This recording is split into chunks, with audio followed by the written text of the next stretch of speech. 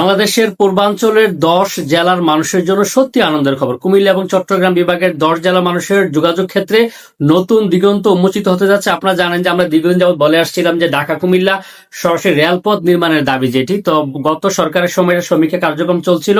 সমীক্ষা কার্যক্রম ইতিমধ্যে সম্পন্নের পথে। তো বর্তমান সরকার রেলওয়ের জন্য 3টি বড় প্রকল্প নিতে যাচ্ছে, যে 3টি প্রকল্পের মধ্যে রয়েছে 26,253 কোটি টাকার মেগা প্রকল্প। তার মধ্যে রয়েছে যেখানে বাংলাদেশ রেলওয়ের নারায়ণগঞ্জ হতে লাকসাম কুমিল্লা পর্যন্ত কর্ড লাইন নির্মাণ প্রকল্পের নাম পরিবর্তন করা হয়েছে, একটা রুটও পরিবর্তন করা হয়েছে, যার নামকরণ করা হয়েছে প্রকল্পের নাম বাংলাদেশ রেলওয়ে ঢাকা হতে কুমিল্লা পর্যন্ত কর্ড লাইন নির্মাণ প্রকল্প। এই প্রকল্পে ভূমি অধিগ্রহণ ও ইউটিলিটি শিফটিং প্রকল্পের অন্তর্ভুক্ত করে প্রস্তাব করা হয়েছে। প্রকল্পের মেয়াদকাল 26 সালের জুলাই থেকে 29 সালের জুন পর্যন্ত ধরা হয়েছে। আর প্রাক্কলিত ব্যয় 20,000 কোটি টাকা, পুরোটাই বাংলাদেশ সরকার অর্থায়ন করবে। তো আমরা প্রত্যাশা করবো যেহেতু 2026 সালের জুলাই থেকে কার্যক্রম শুরু হবে, খুব দ্রুত সময়ের মধ্যে আমরা আসলে দৃশ্যমান কাজ দেখতে পাবো।